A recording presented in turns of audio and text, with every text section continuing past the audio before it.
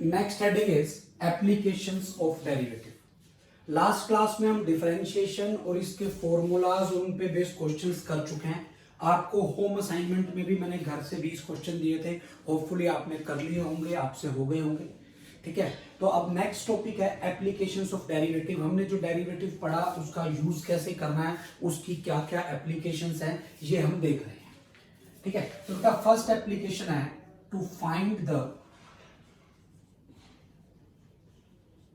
slope of a graph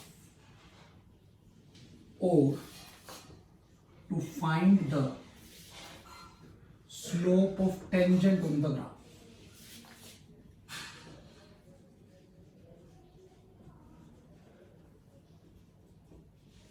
हम already पढ़ चुके हैं क्या, slope of tangent on the graph कह लो या ग्राफ का स्लोप कह लो, ये होता है बेटा dy बाई डी एक्स। हाँ क्लियर है। And this is equal to tan theta where theta is the angle made by tangent with positive direction of x axis. Angle made by tangent with positive direction of x-axis. If we are interested to find the slope of a graph or slope of tangent on the graph, then we have to find the derivative and the derivative will give us the slope. और अगर मैं ये कह दूं कि angle कितना बना रही है टेंजेंट एक्स एक्सिस के साथ, पहले डेरिवेटिव करके स्लोप निकाल लो। उस स्लोप को किसके इक्वेट कर दो बेटा, tan थीटा से, वहां से थीटा निकाल सकते हैं। तो देखते हैं इस पे बेस्ड क्वेश्चन। तो क्वेश्चन देख रहे हैं बेटा, find the points on the curve y is equal to x cube minus 3x square plus 3x plus 5 at which tangent to the curve is parallel to x axis। अब एक simple सी बात है, for tangent to the curve parallel to x axis, ऐसा होने के लिए graph का slope zero होना चाहिए। स्लोप जीरो होने का मतलब है dy by d x zero होना चाहिए। क्या जीरो होना चाहिए बेटा, स्लोप जीरो। क्यों?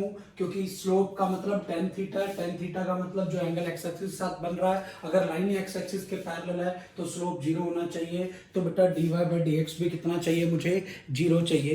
तो अब हम देख लेते हैं dy बाई डी एक्स को जीरो कैसे लिखूं मैं।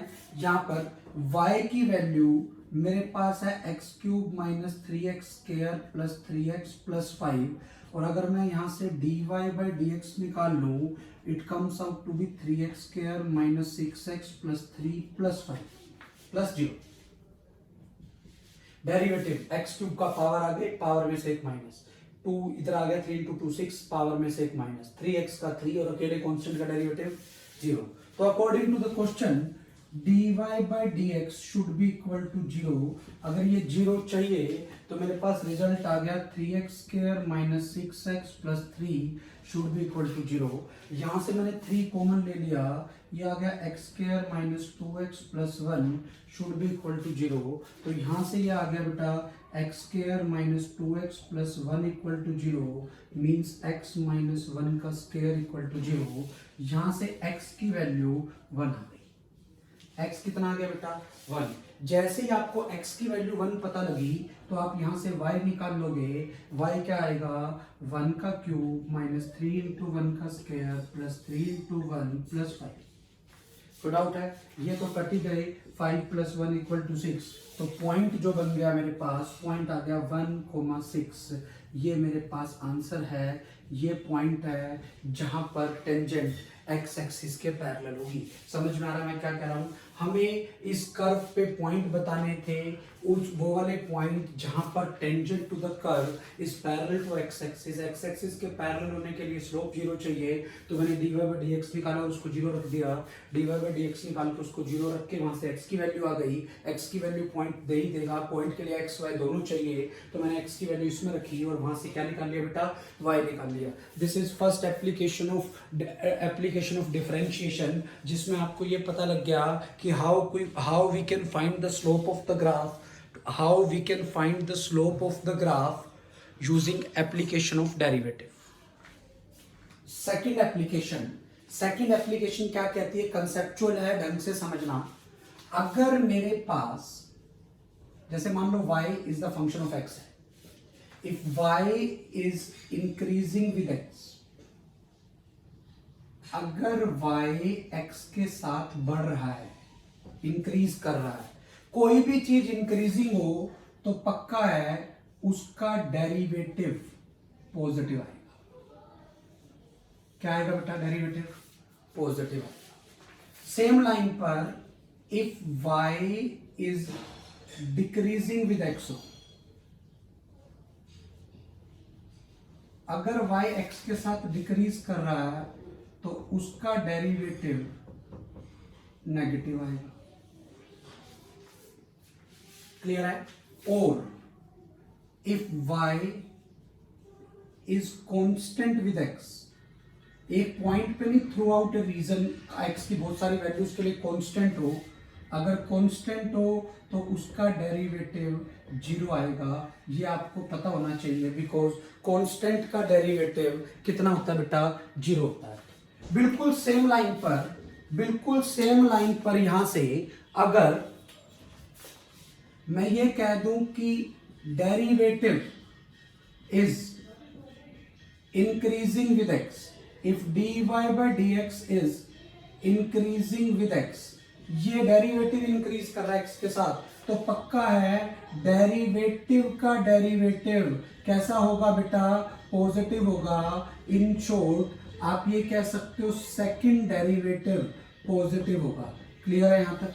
ऑन द सेम लाइन अगर derivative is decreasing with x, increasing की जगह कैसा कर रहा है बेटा, डिक्रीजिंग विद x हो रहा है, x के साथ डिक्रीज कर रहा है, तो उसका डेरिवेटिव कैसा होगा बेटा, कोई चीज डिक्रीज कर रही है तो उसका डेरिवेटिव x के साथ नेगेटिव आ गया, इसका मतलब सेकंड डेरिवेटिव नेगेटिव आ गया.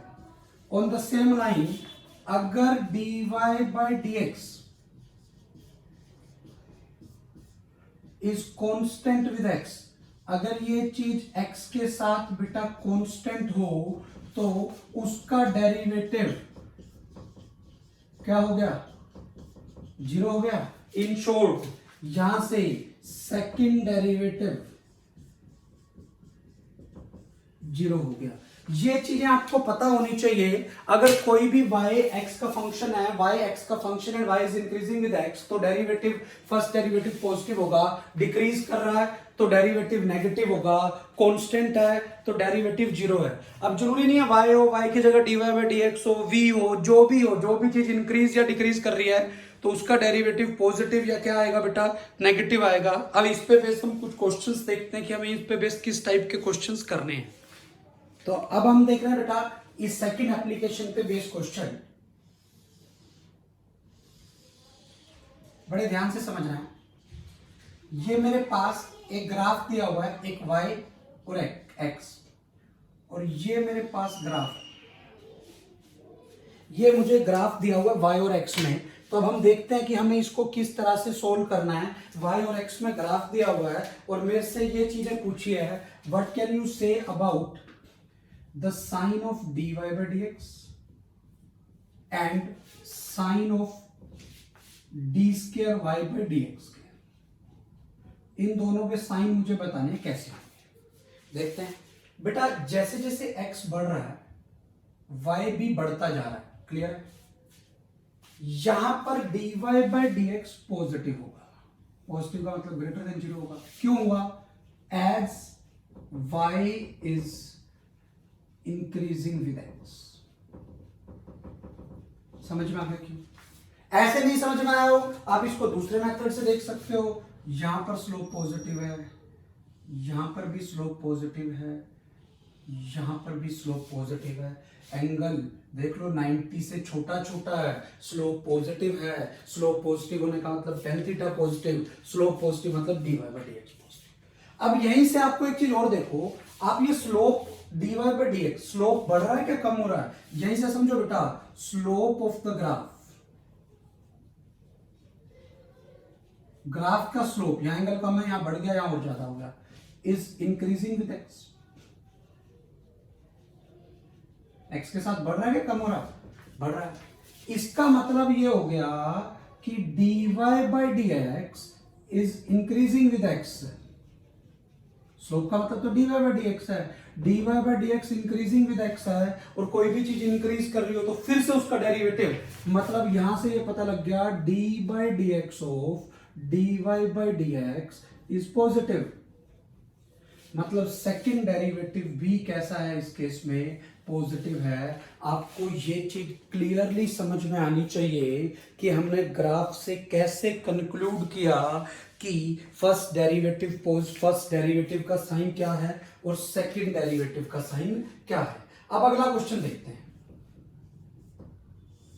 ऐसा ही ग्राफ मैंने इधर y बना दिया, इधर x बना दिया, but now the graph is like this. अब ग्राफ कुछ ऐसा है।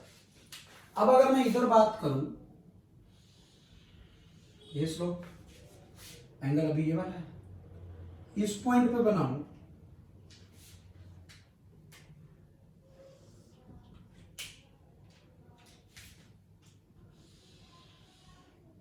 ये आ गया, इस पॉइंट पे बनाऊं, एंगल ये आ गया। समझ आ रही है मैं क्या कर रहा हूं? हाँ भी क्लियर है। दूसरा, मेरे पास जो ग्राफ है वो ये है। आप देखो जैसे जैसे आप x की वैल्यू बढ़ा रहे हो y बढ़ रहा है। तो सबसे पहला पॉइंट तो यही पता लग गया यहां पर, y is increasing with x, y is increasing with x, y x के साथ बढ़ रहा है, इसीलिए पक्का है बेटा dy by d x positive आ गया। इन शॉर्ट आप ऐसे लिख सकते हो dy by d x is greater than 0। On the same line यहां पर आप देखो शुरू में एंगल ज्यादा है, फिर कम हो गया, फिर और कम हो गया, मतलब जो स्लोप है, स्लोप इज इंक्रीजिंग और decreasing, slope is decreasing with x, slope x के साथ कम हो रहा है, that is dy by d x is decreasing with x, dy by d x is decreasing with x. तो इससे आपको यह पता लग गया कि d by d x of dy by d x is negative, मतलब यहां से ये आ गया कि सेकंड डेरिवेटिव इस केस में नेगेटिव है। पहले वाले केस के अंदर y भी x के साथ बढ़ रहा था, स्लोप भी बढ़ रहा था, इसलिए दोनों के साइन पॉजिटिव थे। बट दूसरे केस में y तो x के साथ बढ़ रहा है, इसलिए dy by d x positive है, बट उसका स्लोप x के साथ कम होता जा रहा है, इसीलिए सेकंड डेरिवेटिव कैसा आ गया बेटा? नेगेटिव। ये सेकंड एप्लीकेशन पे बेस्ड दो क्वेश्चन है, एक केस और देखते हैं, फिर मैं सेकंड एक्सरसाइज को, सेकंड एप्लीकेशन को कंक्लूड करूंगा, फिर हम थर्ड एप्लीकेशन पे मूव करेंगे।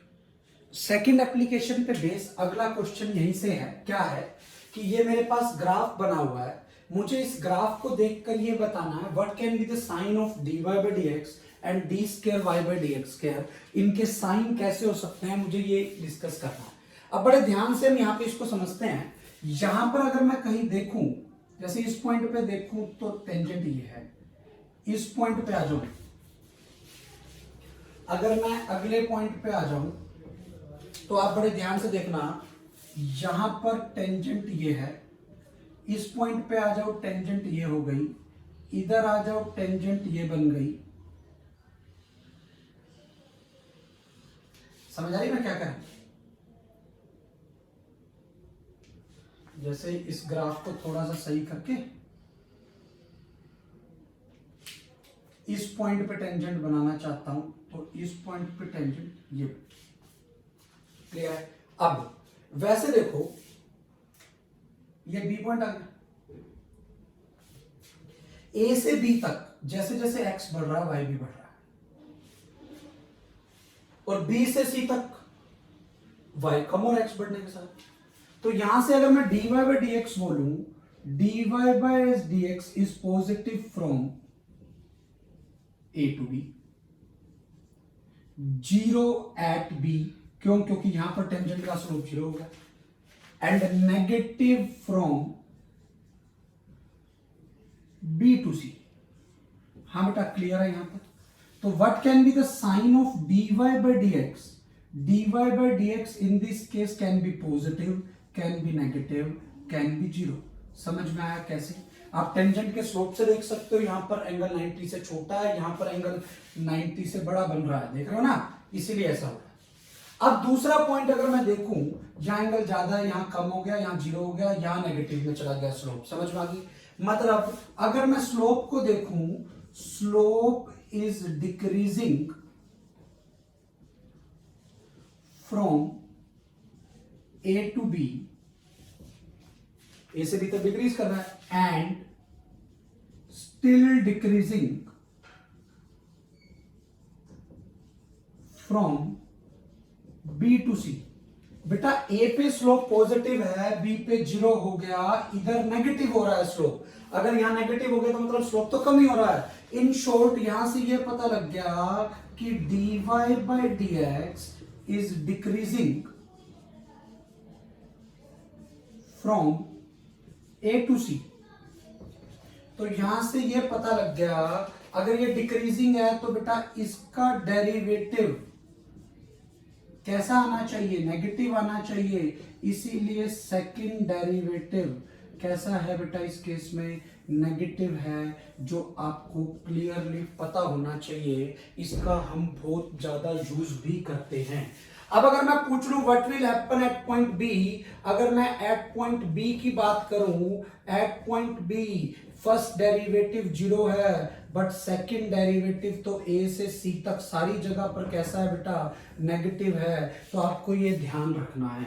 यहां से एक बहुत इंपॉर्टेंट पॉइंट हमें पता लगता है, यहां से हमें एक बहुत इंपॉर्टेंट पॉइंट पता लगता है, और वो ये पॉइंट होता है कि curvature of a graph, curvature of a graph या of a curve is decided by, of a graph ज्यादा ठीक है लिखना, is decided by its second derivative। कौन से डेरिवेटिव से डिसाइड होता है बेटा? इसका कर्वेचर सेकंड डेरिवेटिव से डिसाइड होता है। अगर सेकंड डेरिवेटिव नेगेटिव आ रहा है तो कर्वेचर इस टाइप का होता है, पॉजिटिव आ रहा हो तो दूसरे टाइप का होता है। ये सेकंड डेरिवेटिव ग्राफ के कर्वेचर को डिसाइड करता है कि कर्व किस साइड घूमेगा, कन्वेक्स बनेगा या कनकेव बनेगा। वो सब कौन डिसाइड करता है? सेकंड डेरिवेटिव डिसाइड करता है, ना कि first derivative. Next application of differentiation is third application, that is to find the rate of change of y with respect to x। क्या फॉर्मूलाज होते हैं हम पहले भी देख चुके हैं, ढंग से समझना। पहले rate of change of y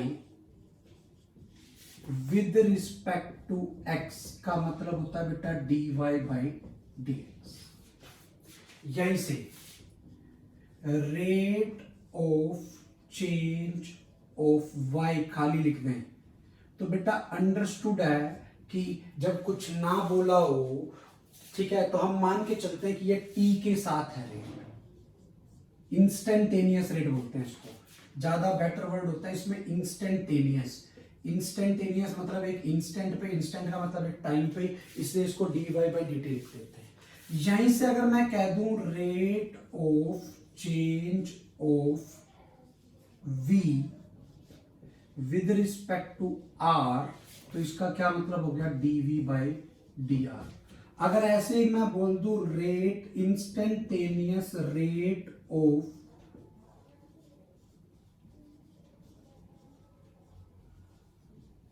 change of v, that is dv by dt। ये जो मैंने ज्योमेट्रिकल इंटरप्रिटेशन ऑफ डिफरेंशिएशन बताई थी, इंस्टेंटेनियस रेट का मतलब एक पॉइंट पे मतलब टेंजेंट का स्लोप, और टेंजेंट का स्लोप v और t में, तो फिर ऐसे बनेगा।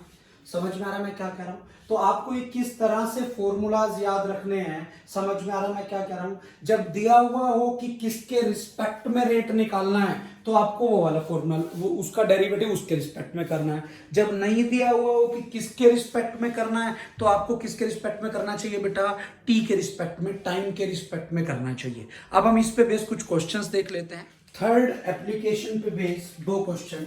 Radius of the circle is increasing at the rate of 0.5 centimeter per second.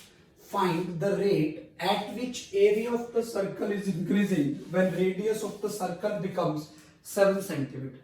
तो देखते हैं क्वेश्चन में दिया हुआ है dr by dt, radius of the circle is increasing at the rate of this. Unit से भी देख सकते हो, रेट का मतलब dr by dt, नहीं तो यूनिट से देख लो radius by time, that is dr by dt। ये दिया हुआ है 0.5 सेंटीमीटर पर सेकेंड। हाँ बेटा क्लियर है? आपको बताना find the rate at which area of the circle is increasing. अब अगर मैं एरिया की बात करूं, एरिया का क्या फॉर्मूला है बेटा? पाई आर स्क्वायर। सर्कल के एरिया का पाई आर स्क्वायर फॉर्मूला है, और उसने क्वेश्चन में पूछा है हमारे से कि हमें निकालना है rate at which area of the circle is increasing. Rate at which area of circle is increasing, ये मुझे निकालना है। तो बेटा इसका मतलब क्या हो गया? हमें निकालना है D a by d T. Clear है? इसी को मैं ऐसे भी लिख सकता हूं, this is D A D by d t of area का मतलब पाई आर स्क्वायर। हाँ बेटा क्लियर है? अब दो तरीके होते हैं, इसमें चेन रूल होता है, हमने पढ़ा नहीं, हमारे को जरूरत नहीं पड़ती, बगैर चेन रूल के बहुत सारे क्वेश्चन हो जाते हैं। मैं इसको डायरेक्ट बताता हूं, फिर चेन रूल से भी बता दूंगा, आपको कोई दिक्कत नहीं है।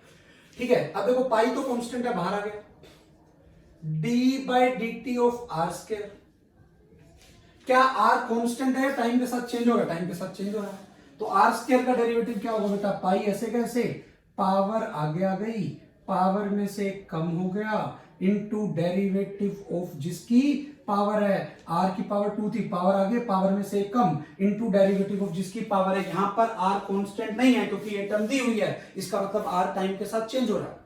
तो अब मेरे पास जो रिजल्ट आया वो आ गया बेटा 2 pi r d r by d t. तो मैं इसको यहां से सिंप्लीफाई करता हूं, it becomes d a by d t is equal to 2, pi की वैल्यू कितनी है बेटा? 22/7, आर कितना हो जाए? 7 centimetre, D r by d T की वैल्यू कितनी है? 0.5। कैलकुलेशन कर लो, 7 से 7 कट गया, 2 इंटू 0.5 1 हो गया, 1 इंटू 22 इज 22, तो 22 इज द आंसर। एरिया की यूनिट सेंटीमीटर स्क्वायर पर सेकेंड इज योर आंसर। समझ में आ गया मैंने कैसे किया?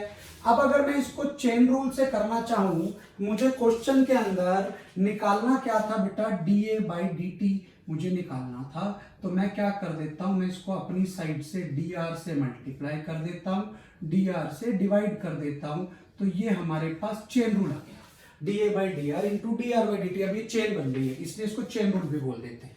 समझ आ गई मैंने क्या किया है? अब आपके पास एरिया पाई आर स्क्वायर था, अगर आप इसका derivative with respect to r करो तो आपके पास डेरिवेटिव क्या आ गया बेटा? 2 पाई आर। पाई ऐसे कैसे? आर स्क्वायर का derivative 2 r with respect to r, into क्या बना? D r by d t. वही कैलकुलेशन, 2 इंटू 22/7 इंटू 7 इंटू 0.5, आप सोल्व करोगे रिजल्ट वही आएगा, 22 सेंटीमीटर पर स्क्वायर पर सेकेंड।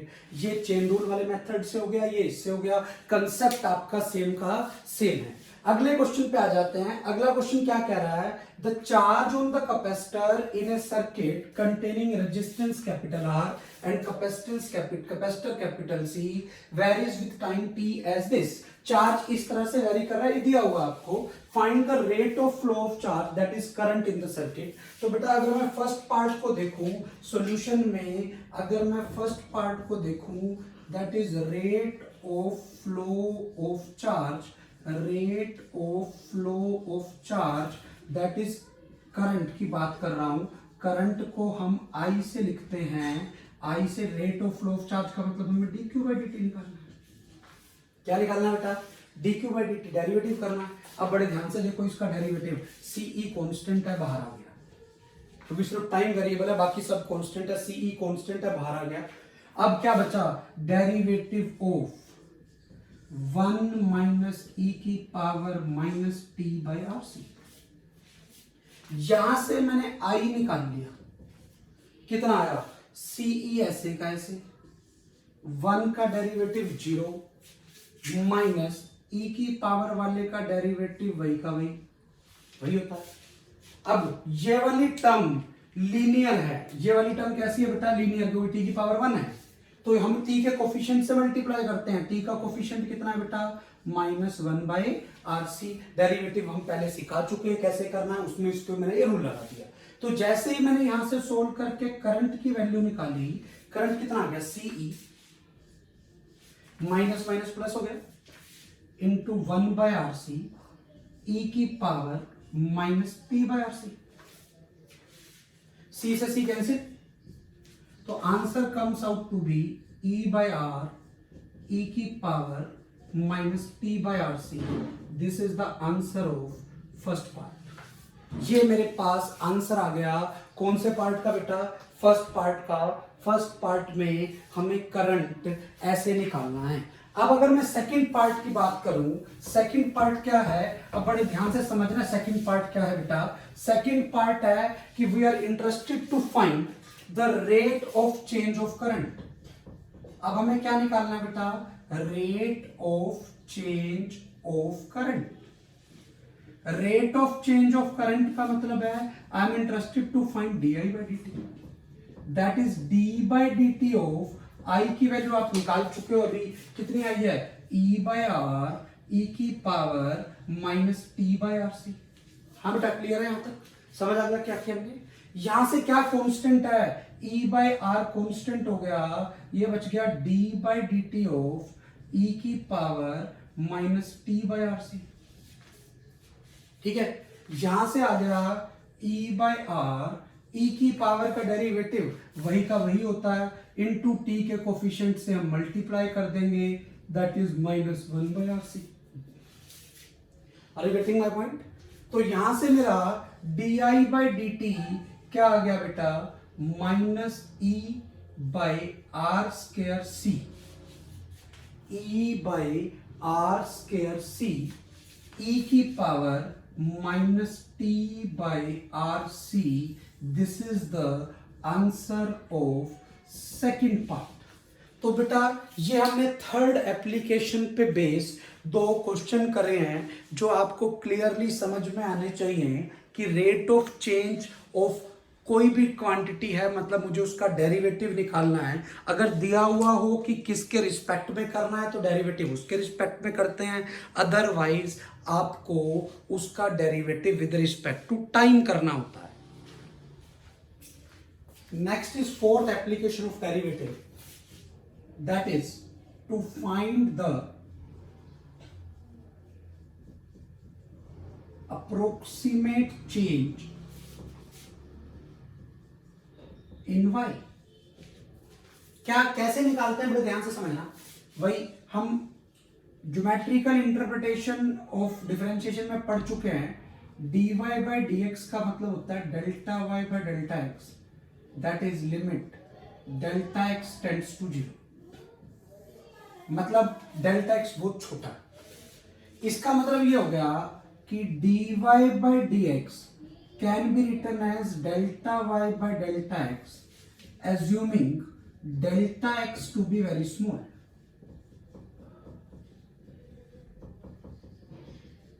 दूसरा आपको बेटा ये चीज भी ध्यान होनी चाहिए, हमने जब ज्योमेट्रिकल इंटरप्रिटेशन पढ़ी थी, जहां पर x था वहां पर y की वैल्यू y थी, जहां पर x की जगह मैंने x प्लस डेल्टा x मान लिया था वहां पर y की value y plus delta y आ गई थी, याद होगा आपको। तो डेल्टा x को मैंने बहुत छोटा लिखा तो ये टर्म आ गई। तो यहां से what is delta y, this is equal to dy by d x into delta x. इसका मतलब यह है this is approximate change in y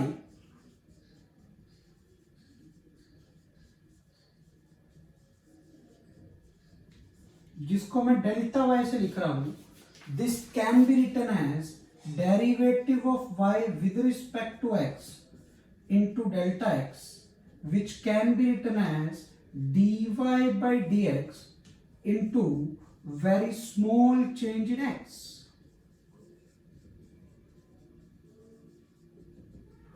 तो कभी भी आपको अप्रोक्सीमेट चेंज इन y निकालना हो तो आपको ये वाला फॉर्मूला ध्यान रखना है। अभी हम इस पे बेस एक क्वेश्चन भी करते हैं, ठीक है, फिर आपको होमवर्क के लिए भी कुछ क्वेश्चंस दूंगा। नेक्स्ट क्वेश्चन है जो हमने अगली एप्लीकेशन, फोर्थ एप्लीकेशन है, उस पे base the volume of the sphere is given by v equal to 4/3 pi r cube where r is the radius of the sphere. First part is find the rate of change of volume with respect to r. Second part is find the change in volume of the sphere as the radius is increased from 20.0 cm to 20.1 cm, assuming that the rate does not appreciable change between r equal to 20.0 cm to r equal to 20.1 cm. तो देखते हैं बेटा पहले part के लिए। पहले part में उसने पूछा है हमें निकालना है rate of change of volume